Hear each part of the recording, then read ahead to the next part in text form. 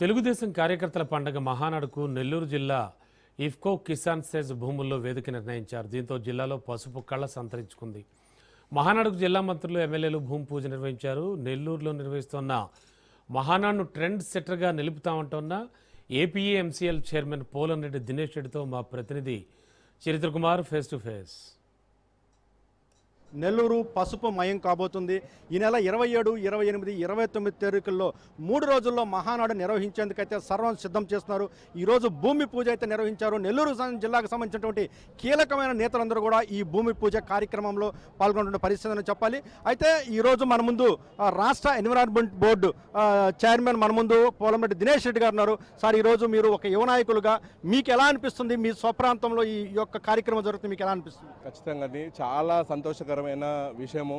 మేము ఎప్పుడు కూడా ఇతర జిల్లాలో మహానాడు జరిగేటప్పుడు అక్కడికి వెళ్ళినప్పుడు నెల్లూరులో ఎప్పుడు జరుగుతుంది అని చెప్పి ఎదురు చూస్తుండే వాళ్ళము. అనూహ్యంగా ఈసారి నెల్లూరు జిల్లాలో మహానాడు జరపాలని చెప్పి మా అధ్యక్షులు నారా చంద్రబాబు నాయుడు గారు, అలానే వర్కింగ్ ప్రెసిడెంట్ నారా లోకేష్ గారు నిశ్చయించారు. చాలా సంతోషంగా ఉంది. ముఖ్యంగా నెల్లూరు జిల్లాలో మా కోవూరు ప్రాంతంలో కొడవలూరు మండలం ఇఫ్కో కిసాన్ సెజ్లో ఈ కార్యక్రమాన్ని ఏర్పాటు చేయడము, ఈ మహానాడు వేదిక ఇక్కడ జరగడం అనేది మేమందరం కూడా పూర్వజన్మ సుకృతంగా భావిస్తున్నాము. డెఫినెట్గా ఈ జరిగిన ఈరోజు భూమి పూజ చేయడం జరిగింది. 10-22 ముహూర్తము.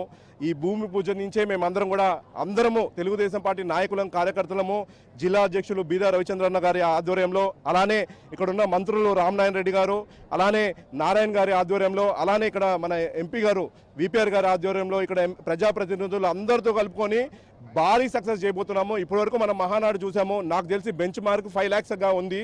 29వ తేదీ జరగబోయే నెల్లూరులో జరగబోయే బహిరంగ సభకి 7 లక్షలకి పైగా టార్గెట్ పెట్టుకుంటాం. 10 లక్షలు పెట్టుకుంటాము. 7 లక్షలకు పైగా కనీసము ఇక్కడ భారీ బహిరంగ సభని ఏర్పాటు చేయాలనుకుంటున్నాము.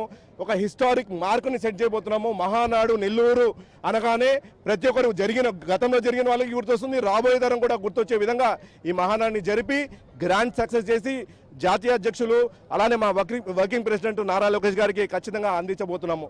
అందరూ కూడా పార్టిసిపేట్ చేయాలి ఈ కార్యక్రమాన్ని.